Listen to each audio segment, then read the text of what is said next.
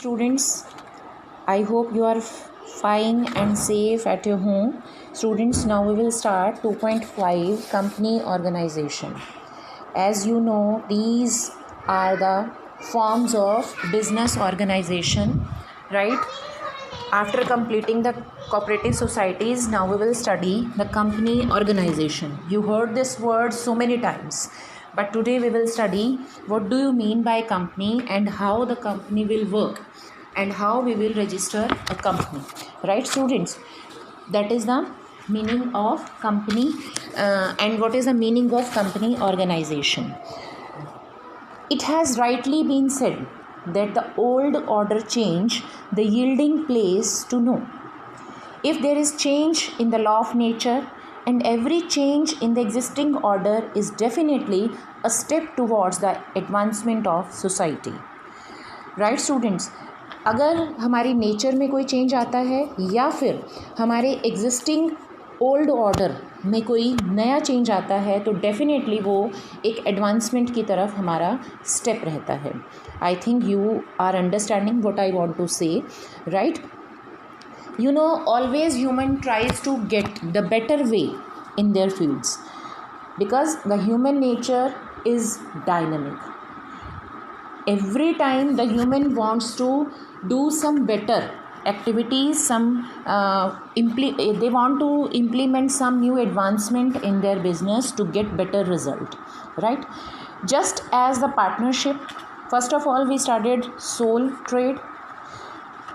Because sole trade has its own limitation, because of its limitation, partnership came into the existence.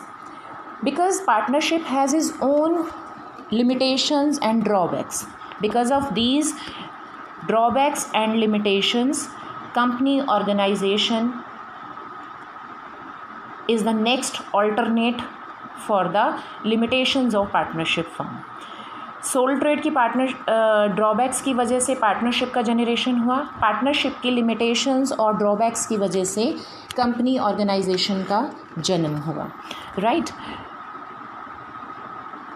So both the sole trade and partnership business suffer from the defects of shortage of capital, unlimited liability, lack of managerial capabilities, lack of stability. In partnership and sole trade, these points are their drawbacks. Capital कम होती है, unlimited liability रहती है, managerial capabilities का lack रहता है और stability नहीं होती. Sole trade में तो बिल्कुल ही stability नहीं है. After the death of the owner, the business is completely closed, right? Partnership में भी ऐसा ही है, अगर कोई पार्टनर छोड़ के चला जाता है तो पार्टनरशिप ख़त्म होकर सोल ट्रेड पर आ जाती है. तो इसी तरीके से इन लिमिटेशंस को ओवरकम करने के लिए कंपनी ऑर्गेनाइजेशन का जनरेशन हुआ. कंपनी का जनरेशन हुआ. The companies capital is divided into little part and every part is called share. आपने शेयर नाम का वर्ड जो है वो बहुत बार सुना होगा, but today I let you know the meaning of share. जब कंपनी की टोटल कैपिटल को हम छोटे छोटे पार्ट्स में डिवाइड कर देते हैं तो उसका हर वो छोटा पार्ट शेयर कहलाता है, ठीक है? उसका वो हर छोटा पार्ट शेयर कहलाता है. और कंपनी के उन छोटे छोटे पार्ट्स को शेयर्स की फॉर्म में डिवाइड करने के बाद कोई भी व्यक्ति, कोई अमीर हो या गरीब हो, उस कंपनी के शेयर्स को अकॉर्डिंग टू देयर कैपेबिलिटीज़ वो ख़रीद सकते हैं, ठीक है? तो ये हमारा कंपनी ऑर्गेनाइजेशन का डिफ्रेंसिएशन है पार्टनरशिप और सोल ट्रेड से. The one more thing in the company organisation is the attraction of limited liability. Limited liability means एक शेयर होल्डर जितने शेयर्स खरीदेगा उस शेयर की वैल्यू तक ही उस अमाउंट को वो कंपनी को देने के लिए लायबल होगा, उससे ज़्यादा नहीं. मैं आपको ये बात एक एग्जांपल की हेल्प से समझाती हूँ. सपोज़ मैंने रिलायंस कंपनी के 100 शेयर्स परचेज़ किए और एक शेयर की कॉस्ट थी 100 रुपीज़. 100 शेयर परचेज़ किए, एक कॉस्ट की और उसकी कॉस्ट थी per share 100 rupees. All in all I have to pay 10,000 rupees to the company, right? 10,000 rupees मुझे देने हैं. अगर कंपनी को नुकसान हो जाता है तो मैं कंपनी के लिए उस नुकसान को पूरा करने के लिए लायबल नहीं हूँ। मुझे केवल कंपनी को 10,000 रुपये ही देने हैं because of the limited liability.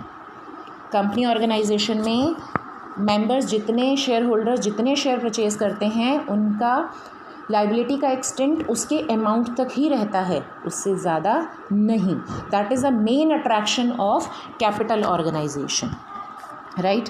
The next is stability in company organisation. more stability is there. Members may come, members may go, but the company goes forever. What does it mean? इसका मतलब है कि company में member आते रहते हैं जाते रहते हैं, लेकिन कंपनी के ऊपर इस बात का कोई फ़र्क नहीं पड़ता, कंपनी चलती रहती है। ठीक है, तो कंपनी का एग्जिस्टेंस स्टेबल होता है क्योंकि कंपनी का अपना एक सेपरेट लीगल एंटिटी होता है। कैसे होता है हम आगे के पॉइंट्स में इसको पढ़ेंगे, right. This is the simple things which we studied, how the company is different from partnership and sole trade. अभी हमने बहुत कम पॉइंट पढ़े हैं इंट्रोडक्टरी पार्ट में। अब हम एग्जैक्टली पढ़ेंगे what does the mean of a company. Company का मतलब क्या है? Company is that form of business organisation which is willingly established by some persons for earning profit under the companies act 2013। ये एक ऐसा बिजनेस ऑर्गेनाइजेशन है जिसमें कुछ लोग मिलकर प्रॉफिट अर्न करने के लिए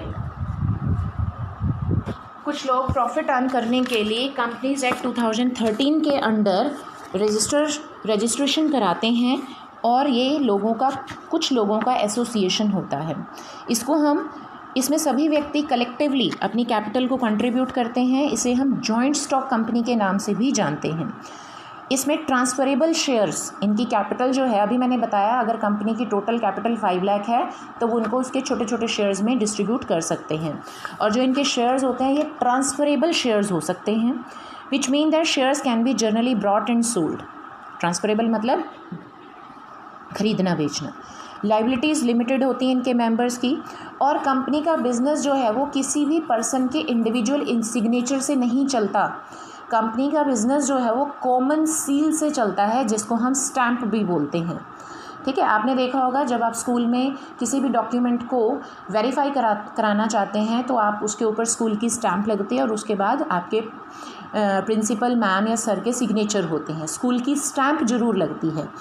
स्टैंप का मतलब यहाँ पर कॉमन सील का मतलब कंपनी की सील स्टैंप ही होता है। अगर किसी भी डॉक्यूमेंट पर कंपनी की सील नहीं है तो वो डॉक्यूमेंट वैलिड नहीं होगा। ठीक है, तो यहाँ पर कंपनी अपना बिजनेस जो है वो कॉमन सील की हेल्प से करती है, राइट। आपको ये भी बता दूं कि कंपनीज एक्ट 2013 से पहले हमारा इंडियन कंपनीज एक्ट 1956 था, लेकिन अब उसको रिप्लेस करके कंपनीज एक्ट 2013 कर दिया गया है। कुछ पुरानी किताबों में अभी भी 1956 कंपनीज एक्ट दिया हुआ है, लेकिन वो अब नहीं है प्रचलित। अब जो हमारे एग्जिस्टेंस में है वो कंपनीज एक्ट 2013 ही है, right student. That is the simple meaning of company organisation. Different authors' definitions are given, like L.H. Haney and Indian Companies Act. You can select any one definition according to your choice. And there is very good meaning is given in toolkit, right? You can also select this. Now we will move to its essential features of a company. Now we will study the features of company. Incorporate association of person. अभी मैंने कहा कि incorporation यानी registration. यहाँ पर company का registration कराना बहुत ज़रूरी है। Without registration company is not valid under companies act 2013। A minimum number of 7 persons can form a public company, while a maximum number के लिए पब्लिक कंपनी की कोई लिमिटेड नहीं है। 2 persons private, minimum 7 persons public company यानी सरकारी company के लिए होने चाहिए और 2 person प्राइवेट कंपनी के लिए होने चाहिए।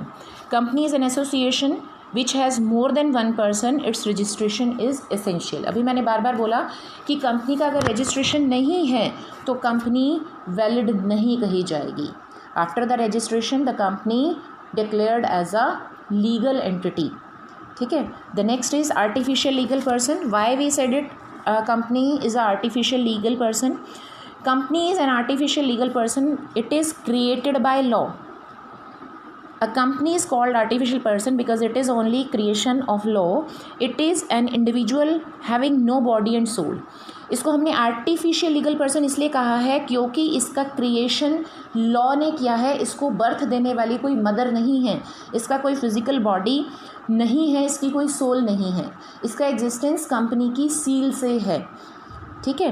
तो कंपनी को हम आर्टिफिशियल लीगल पर्सन इसलिए बोलते हैं क्योंकि इसका जनरेशन जो है वो लॉ के द्वारा किया गया है, किसी मदर के द्वारा इसका बर्थ नहीं हुआ है, और वो भी कंपनीज एक्ट 2013 के द्वारा.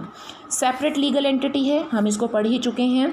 Companies existence is separate from its member. A company can keep property in its name and enter into the agreements. आपने देखा होगा जब भी बिजनेस काम करता है तो वो ऑनर के नाम पर काम नहीं किया जाता, वो काम जो है वो कंपनी के नाम पर किया जाता है. कैसे? आपने रिलायंस कंपनी के बारे में सुना होगा.